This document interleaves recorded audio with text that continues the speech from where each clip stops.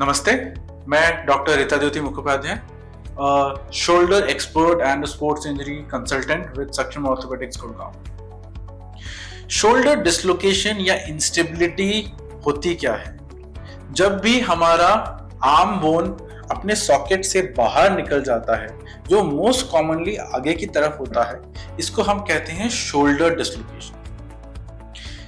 Most commonly ये injury से होता है, fall, accident, sports, specially contact sports, कुश्ती, रेसलिंग, कई बार रैकेट प्लेयर्स में, टेनिस प्लेयर्स में because of excessive force on the joint ये हो सकता है। जितनी बार ये शोल्डर अपने सॉकेट से बाहर निकलता है उतनी ही बार वो एक टिश्यू को टेयर करता हुआ जाता है, जिसे हम लेब्रम कहते हैं, जो शोल्डर के सॉकेट को डेप्थ देता है और एक स्टेबलाइजर की तरह काम करता है।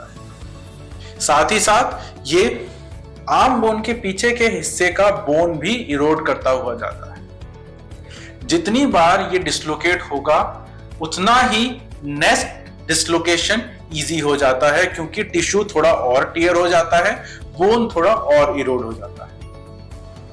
एक टाइम ऐसा भी आता है कि जब जो सॉकेट है, सॉकेट का भी बोन वेयर आउट होना, इरोड होना स्टार्ट हो जाता है एंड पेशेंट इवन स्लीप में, नींद में भी शोल्डर डिसलोकेट कर लेते हैं।